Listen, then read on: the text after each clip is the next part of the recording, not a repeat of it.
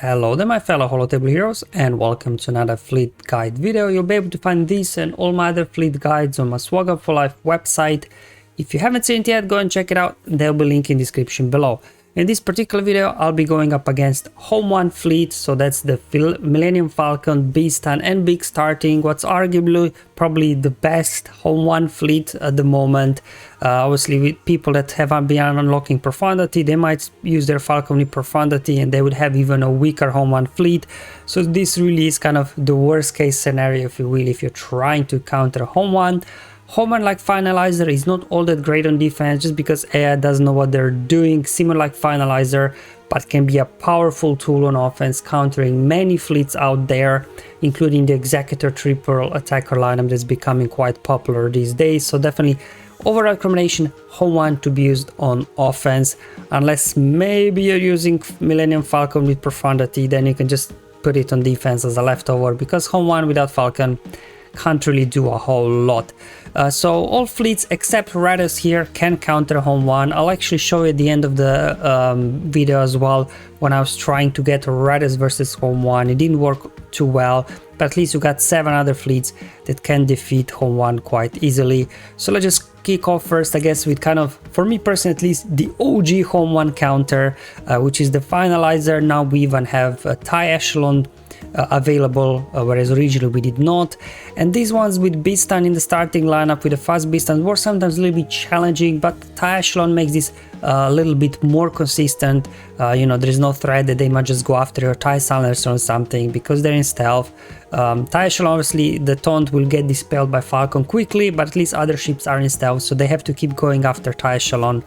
And Echelon keeps recovering health and protection as you're critically hitting the enemies. As you can see, you put Hunted over on Falcon, it can't gain bonus turn meter. Also, its attack out of turn will be dealing less damage because of this.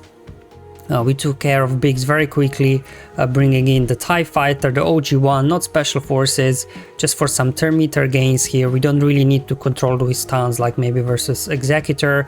Let's go ahead, see if we can get Y-Wing out now, because it'll taunt anyways. So I'm just gonna do here basic, maybe get a target lock. Nope, not target locks. Let's call TIE Silencer for an assist. Almost got him. Booster meter to the team. That should finish off the Y-Wing. Now we can go after Biggs. Lost the TIE Fighter there, unfortunately. It happens, but we'll just keep going, and now we just have to hopefully take out Falcon before it dodges too much. Okay, got it there. Blow up Falcon, and now we can go after Cassian, and there we go. Very straightforward, all thanks to TIE Echelon in there. Up next, we've got Empire Fleet. You can do Chimaera, you can do Executrix, it doesn't really matter. They both, I guess, work equally well. Personally, I like to use Chimaera because it comes to ultimate 1 turn sooner, and also its ultimate will heal up one of your guys to recover some banners when you finish off the battle. It's a straightforward thing. There's a bit of here RNG, obviously, with this shield disruption.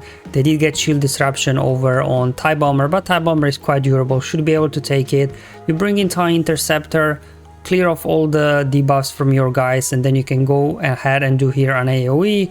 I just targeted Beastan just to make sure we get Pursuit on Beastan so we can get around the taunt and get him down, because Beastan is really the turn meter engine here for this team, although now that they are burning, they will not be able to gain bonus turn meter. There we go, almost got Beastan out. And now we have to again stuck behind the taunt, so I'm just going to go ahead, remove the taunt with TIE Advance so I can finish off Beastan. So this is kind of their main damage here, gone really. And there we go, what they got for us, Biggs. Okay, so another tank there. Let's go ahead, heal up the team. I mean, at this point, you know, we're pretty good shape. Obviously Falcon there is doing what Falcon does, but Falcon its own won't be able to do that much damage. Bringing in another reinforcement. They got shield disruption again on my TIE Bomber. Let's reapply over there and use ultimate, and I'll just go ahead. Falcon again going into hiding. We're gonna go through Sabine, then bring another reinforcement. Okay, yeah, there we go, perfect. So just need to clean this up now, and there we go. And that's why I kind of leave Falcon to the last, because he's very hard to pin down because he's constantly going into hiding.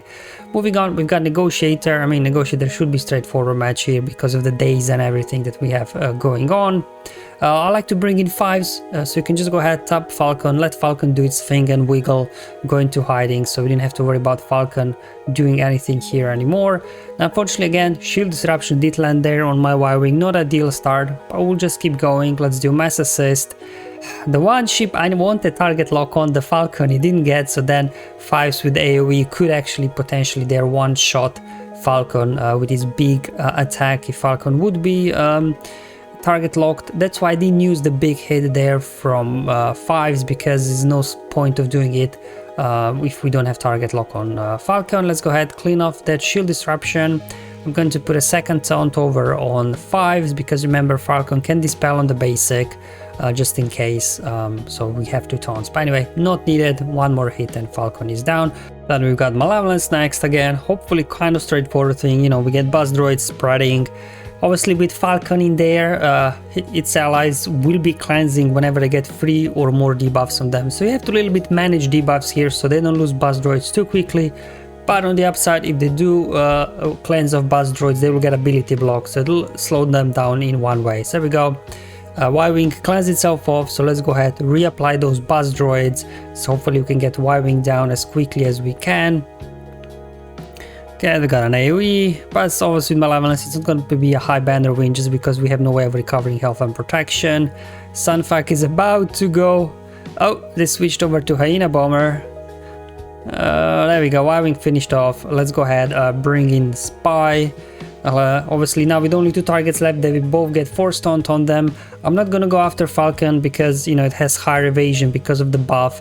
So instead I just wanted to make sure I take care of Beastan first, and there we go, that Falcon Jar would be dead as well on the next move.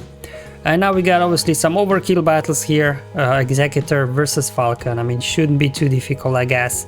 But you know, the opening plays, they do have a little bit speed advantage on us with all the hits and everything, but again, AI, it's not very clever. They fed their meter over to Houndstooth, so I can just go ahead now, get my taunt up, and let's go ahead actually and finish off here. Y-wing was a little taunt anyway, and we'll finish off there. Beastan later on with a couple of assists here from Razor Crest. There we go, and now we're just down to Falcon, and pretty much it, to be honest. Now it can dodge, so I'll just do basic first, just to make sure we do get a hit. I wanted to save my assist there. They got rid of the taunt, unfortunately. Let's go ahead and bring in, you know what, I'm just gonna heal up here, get Foresight over on my Razor Crest, just trying to recover some banners. There we go. Now with the breached, they have reduced evasion, so they shouldn't be able to dodge, and just a couple of assists there and they would be down as well. Moving on, we got Profundity. Now Profundity, obviously if you do use Millennium Falcon with Profundity, you probably don't even need reinforcements, but as you've seen in all my these video guides with fleets, I'm trying to use Profundity without Falcon to counter all the fleets, just to show you that it can be done if you do want to save Falcon for your home one. But obviously depending on your situation, do you need to use Falcon with home one or not? If not, you can just use here Falcon in starting lineup, and you don't probably even need reinforcement for this one. Obviously also doesn't help that both Phoenix ships, Ghost and Phantom, have low gear pilots, so if you do have those relic up, this would probably work even better than what you'll see here. But the good thing is, obviously with Profundity you stop their meter gain from them.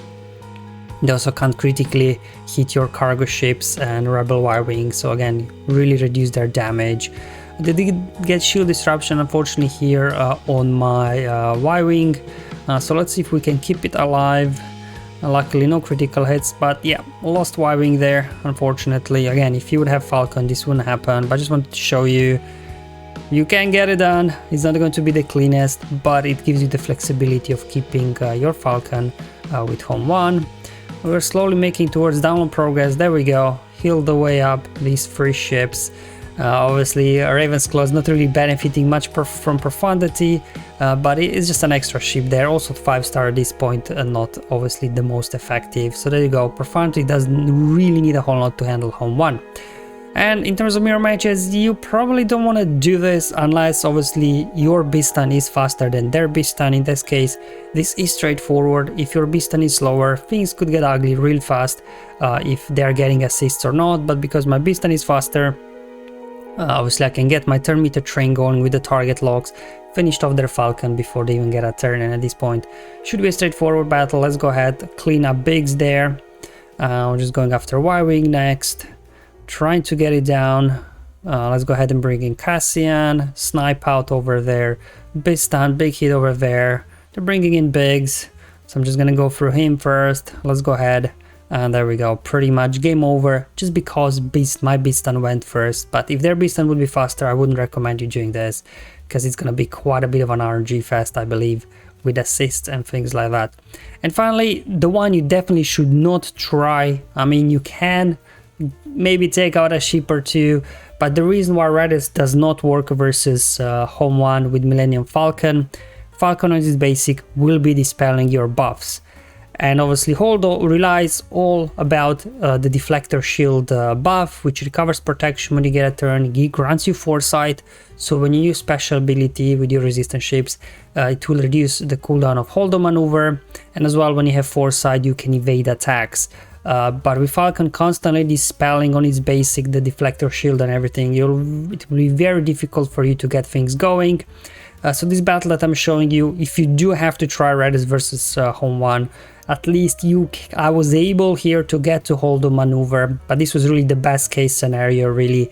Many battles ended up with me not getting to Holdo maneuver at all.